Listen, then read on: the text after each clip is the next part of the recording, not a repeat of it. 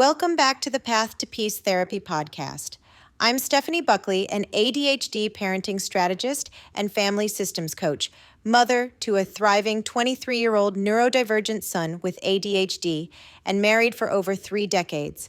I have lived inside a family system while also studying them professionally, and I can tell you this with clarity. When children are running the emotional, logistical, and structural operations of a home, anxiety rises not just in the parents, but in the children themselves. Today's episode is called Dear Parent, Your Child is Not the CEO of Your Home. And this is not about control. It is about building a strong, healthy, and regulated nervous system. In the work environment, many adults aspire to become the CEO of a company.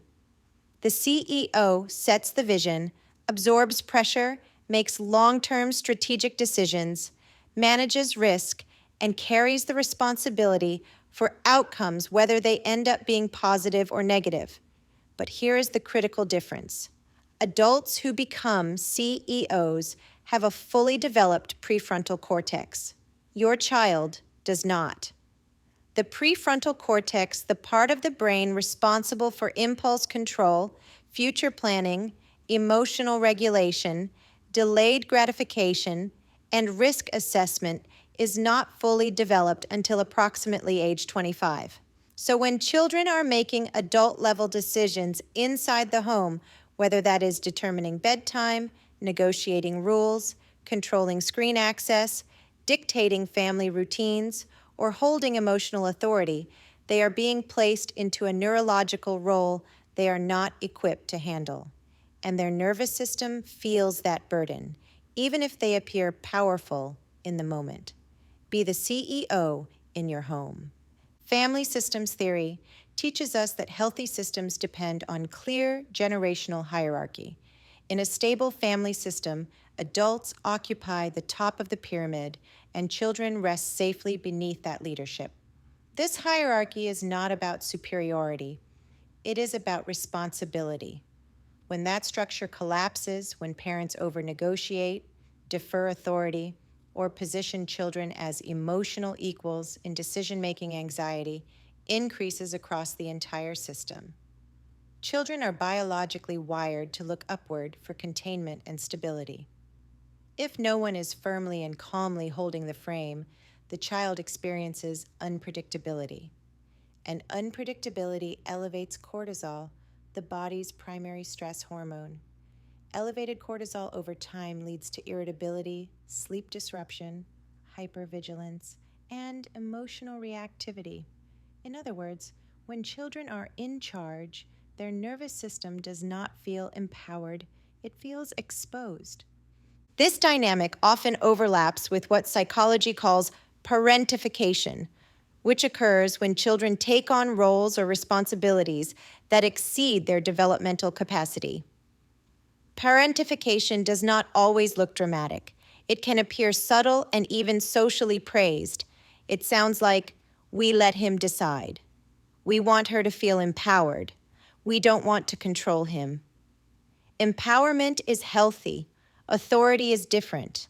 When children are placed into authority roles prematurely, their brain is forced to manage decisions that require executive functioning skills they do not yet possess.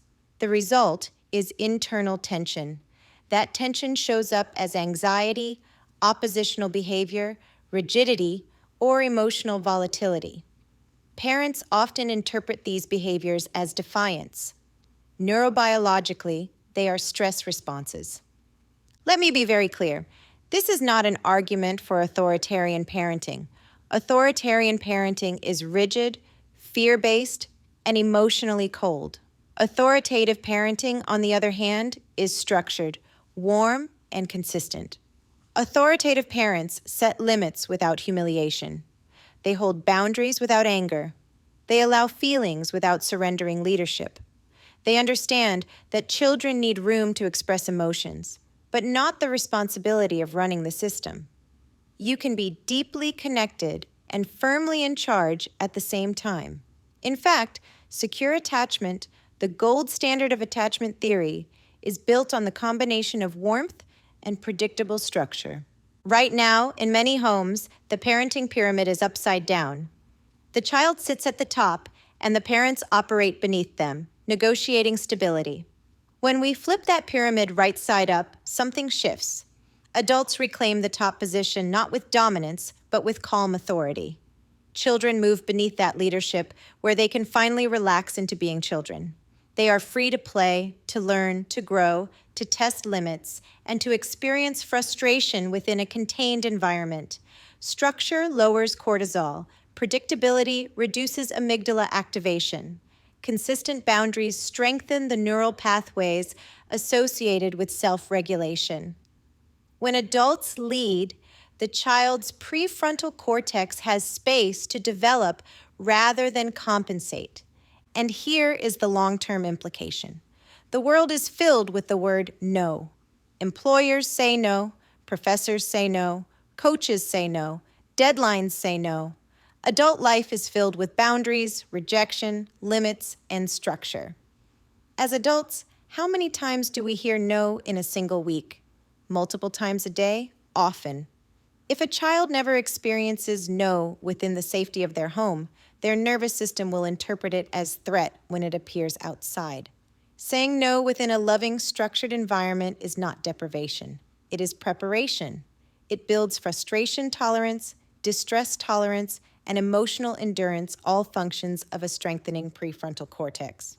So, dear parent, your child is not the CEO of your home. And that is good news. They do not need that pressure. They do not need to manage the emotional climate. They do not need to decide the family structure. They need you calm, steady, and confident at the top of the pyramid, not authoritarian, not reactive. Authoritative. Let your children be children. Protect their nervous systems by carrying the responsibility they are not developmentally ready to hold. Leadership inside the home is not about power. It is about containment, and containment creates calm. This episode is for educational purposes and to provide support. It is not a substitute for professional mental health evaluation, diagnosis, or treatment. As someone who has been married for over 30 years and raised a neurodivergent child into a thriving adult, I can tell you this with conviction. Children relax when adults lead. If this resonated, share it with a parent who needs permission to reclaim the top of the pyramid. You can find more resources at thepath2peacetherapy.com and follow me on Instagram at thepath2peacetherapy. And as always, take a deep breath, give yourself some grace, and remember, peace is possible, and you don't have to do this alone.